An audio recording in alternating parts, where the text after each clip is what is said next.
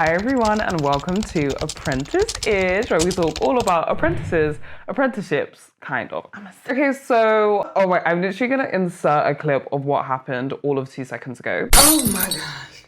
Y'all know that I love you when I run out my house with a headscarf on.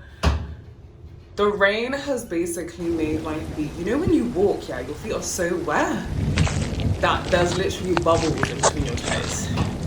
That's what's going on. This is real life. Voila. The wet was doing too much in between my toes. Anyway, chill, hi. What am I saying here? We're doing a Q&A. I am a 4th year solicitor apprentice. I'm about to go into my 5th year in January 2024. And I am, yeah, that's it. I'm on a 7-year program. I've stopped saying 5.5 to 7 years, somewhere between 6 and 7. A few guys, I basically posted like a question thing on my YouTube channel, and I was like, oh, if you guys have anything that you want me to answer, let me know. I will be doing that whilst I'm getting ready, so I'm sending you all my love. Need to get ready for the rest of the videos. What motivated you to do a solicitor apprenticeship instead of a traditional law degree? Like, I actually did go to uni. I'm doing this whole routine without a mirror. We bless the name of the Lord.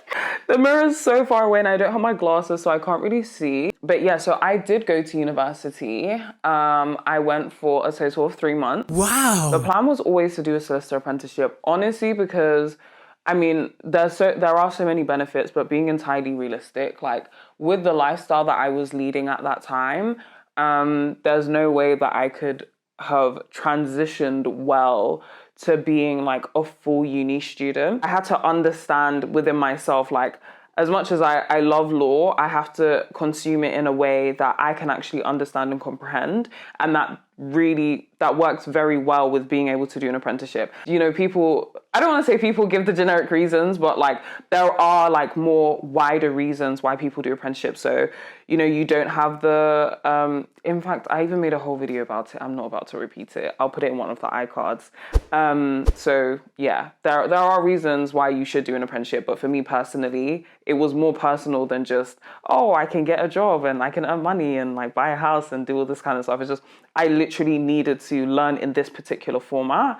And academically, that works better for me. Skills-wise, that works better for me.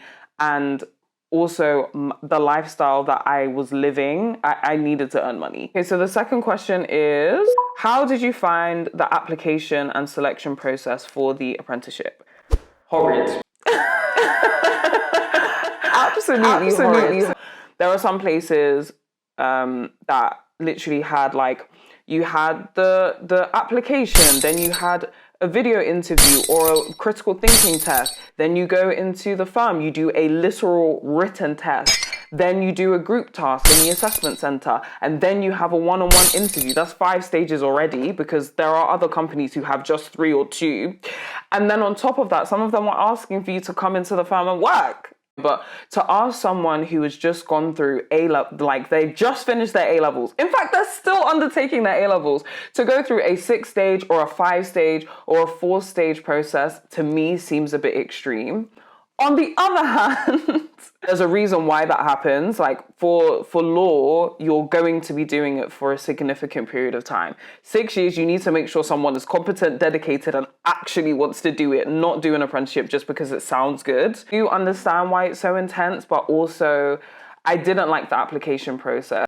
Yeah, but so there were some people who were like paralegals before they started their apprenticeship, and they were talking about how their firm's process was identical to that of a trainee. So apparently I've even left some of my makeup products. I don't have lashes. I don't have my my concealer brush. We're gonna have to get creative today. Okay, so the next question is, can you describe the structure and duration of the apprenticeship program you're involved in? So I have like already said that I am on a 6 to 7 year apprenticeship program. This laptop is going to stay here, I can't lie. I need to remember the question. Studying 1 day a week, so you get like off the job time. We have a skills day and then we have a summer school day. So there's 2 days in the year where you have to like well, there's one day in the year where you have to interact with uni in person, which is the skills day. I haven't had a skills day yet because they've recently added that. Before I used to have two summer schools, one in person, one online. That's when I would meet people from their apprenticeship program in person from other companies. We would have like the entire cohort come. But having said that though, I did want to mention that there are other apprenticeship programs where you would go to university for 1 year. That wasn't the question. The question was about me. Sorry, I'm doing too much. 2.5 years, you were studying one module at a time. After that, you're studying 2 modules at a time. And then at the end of it, you're doing a portfolio, which is literally showing evidence of your work and justifying how you've progressed over the years. At the end of 4.5 years, you would have completed your degree and you're now moving on to SQE, which is the Solicitor's Qualification Exam. SQE1, there's loads of stuff on the SRA website, Solicitors Regulation Authority website. I can link all of that down below. You do SQE1, SQE2. So those are 2 sets of exams which last about 1.5 years. That is including preparation, of course, and the actual exam, very scared. And then thirdly, you have to provide a portfolio which shows that you're at the standard of a day one solicitor. So you need to like evidence your competency to be able to do client interviewing, legal research, etc., etc. And then on the other side of that, you would have like through the exams been able to prove that you have, you know, the factual legal knowledge to be able to advise clients, etc., etc. Okay, so the next question is, what are the specific responsibilities and tasks you have as a solicitor apprentice? Okay, so this will change depending on what firm you work in. So please do not take what I'm saying as gospel, particularly if you're about to go into a commercial firm, because I'll tell you for free, working in human rights. Sorry, the firm I work in is a human rights firm. Changes depending on like what stage you're at. So the first 2 years, you're doing a lot of admin work. You're getting used to the system. You're starting to understand what it means to work in that particular company. The next 2 years, you're working at the level of a paralegal. You'll probably get a lot more complex tasks, etc., etc. That could be a range of different things, putting together bundles, reviewing bundles, requesting medical records, following up, you know, different providers to obtain records. It could be partnering with other paralegals to work on a group claim case to, you know, make sure clients are updated or that kind of stuff.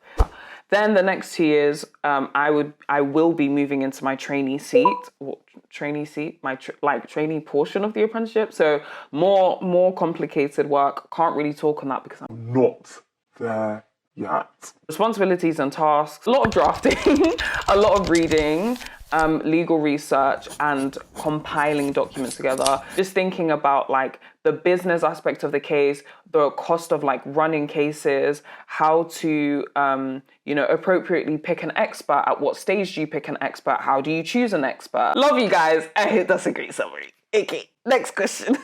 How does the workload balance between academic study and practical work experience? I think I've kind of summarized that. So the workload between academic study, the way my program is set up. Which, by the way, is not how every apprenticeship is set up. I work 4 days a week and then I go into study mode 1 day a week. Obviously, like the more senior you become or the more advanced you get into your apprenticeship, the more like arduous the work becomes, and you have like a much more pivotal role in the change and the update and the advancement of cases. There is a lot of work to do. Or I remember actually someone left a comment on one of my other videos saying, "Oh my gosh, I can't believe you leave the office at like 7 p.m." And in that comment, I responded like, "Oh no, that day I was actually doing uni work until 7 p.m. But also, let me not be deceptive because like there have been occasions where I've left way after like 5:30, which is entirely normal, in my opinion anyway. And then uni is a lot. Obviously, it is going to be a lot when you only have 1 day a week to do an entire law degree per week. You will definitely have to be sacrificing some of your weekends, especially around exam season. I take time away from work to make sure that I don't fail. And also I'm quite anal and I want my grades to be like A1. So I'm more than happy to spend that extra time. What kind of support and guidance do you receive from your employer and academic institution? It's an excellent question. You receive the support and guidance that you need. So I have dyslexia, and the uni obviously has given me extra time, and I've been assessed and they've like given me all of these recommendations. So as far as I'm able to, I implement that into my study. I have like skills reviews. So I think it's every 2 months or something like that, every 6 weeks, something like that. I will have a review with my university and my supervisor. So this is a part of the program. So they have to evidence that I'm actually progressing in my apprenticeship, and any like concerns or issues that I may have, I can discuss that with my tutor at the time. It's been very helpful to have the university support me. And then on the flip side, support and guidance do I receive from my employer. So like obviously in terms of work, it changes depending on like what department I'm in, what stage of the apprenticeship I'm at, how confident I feel in my skill and ability as an apprentice. Honestly, just about having like an open communication with my supervisor or HR or whoever the relevant person is. Yeah, I hope that answers the question. What opportunities are available for networking and building professional connections within the apprenticeship program? Honestly, is on your head.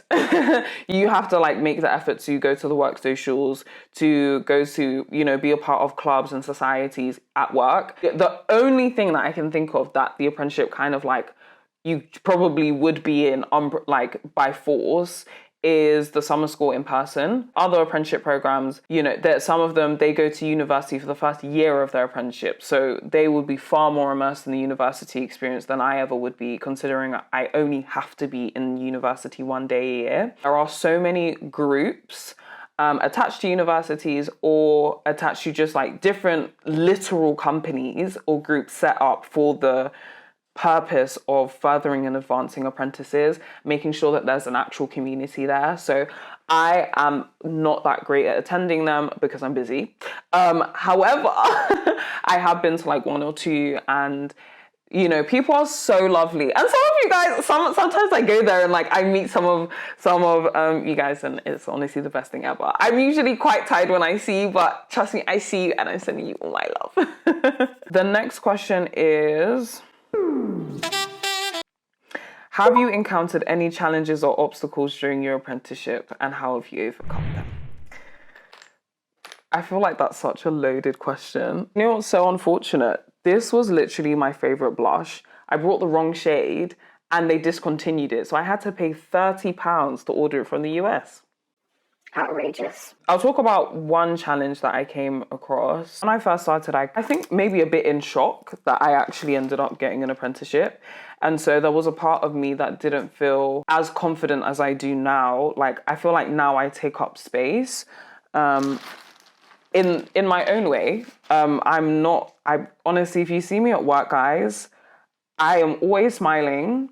For the most part, unless someone's trifling. And 9 times out of 10, I mind my business. There was definitely a part of me that was like, oh, like you're here, but you're not really good enough to be here, especially because like my A-level grades were not the best. Didn't know I had dyslexia then, it was well. And so I kind of felt like academically inadequate. I overcame that by getting good grades, I can't lie. I just worked quite hard and I was like, oh wow, hold on. I can actually get past. Who is she? Doing what I say I'm going to do helped build up confidence in myself. Following through on, dreams and goals and ambitions that I have, and building up the habits to build that kind of life, or that type of character has really, really helped me. It's hard to build up confidence in saying you can do anything you want when you're not able to follow through on what you do. Are there any particular areas of law or legal practice that you've been exposed to during your apprenticeship? Yes, human rights, clinical negligence, regulatory and disciplinary. How do you see your career progressing after completing this apprenticeship? Y'all too nosy. I'm kidding, no. It's a reasonable question to ask. I haven't really allowed myself to think about it too tough until I actually finish 4th year. I'm not gonna lie and say that I haven't thought about it. But I haven't thought about it in depth, i.e. there's been no plan. I haven't really prayed about it that much. It's just there. So I do want to think more about that before I actually answer that question. Do I want to become a partner? Finally, can I share any advice or tips for someone considering a solicitor apprenticeship? Doing a solicitor apprenticeship is not for everyone. Please do not do it because TikTok, Instagram, LinkedIn, and everyone and their cat is telling you to run and do this thing. No one's going to say that their apprenticeship is crap and that they hate it. No one's going to say that. Okay, number one, understand who you are and whether or not you're actually ready to have a job right now. Two, if you are considering a solicitor degree apprenticeship, make sure it's something that you actually want to do. Because it's such a long period of time. I started when I was 20, and I'll be finishing when I'm like 26, 27, when I'm 27. Did a business admin apprenticeship in a law firm. Didn't care what apprenticeship it was, just needed to be in the law firm. I needed to know if I liked the working environment. I needed to know if I liked the political aspects of work. I needed to know if I liked working with other people, because some people are created and designed to be barristers. On the flip side, obviously, you'll see everywhere else how rewarding the apprenticeship is. So that's some advice. Think about what you want carefully. So not everywhere deserves you. So please don't be discouraged by the fact that you may be getting rejections from different law firms or employers. Not everywhere deserves you. Not everywhere is a good fit. Just because the starting salary is giving 30K, 20K, 25K, I promise you, as you'll learn, having like solid and good mental health and working in an environment that is conducive of growth is far better than working someone that's paying you 300K and they are like, it is the worst place to work in. People are mean, they're evil, they want to harm you and will trip you up for any, purpose. I hate that. Like, not everywhere deserves you. It's okay to be rejected from some places. That is a blessing in disguise. I really enjoy my apprenticeship. By the way, I feel like I'm learning so much. I'm so grateful to be like on this program to learn the way that I have been. I do really enjoy human rights. I do enjoy my apprenticeship. I love the way I'm learning. I feel like I'm at like year 4. I am starting to get a tad tired of uni because like this every week essay thing. And sometimes we do get like breaks and stuff, but gosh, it is like, I don't know. I think I'm becoming full of doing these like multiple essays. Say that again, and we're about to switch modules anyway, so I'm sure it will be fine. That's it. That's all I have to say. I'm sending you all my love. Sorry, this has been such a long video. Thank you for sending in your questions. I haven't even finished my makeup, but it's fine. We're here. I'm sending you all my love, and I'll see you in the next video. Peace out.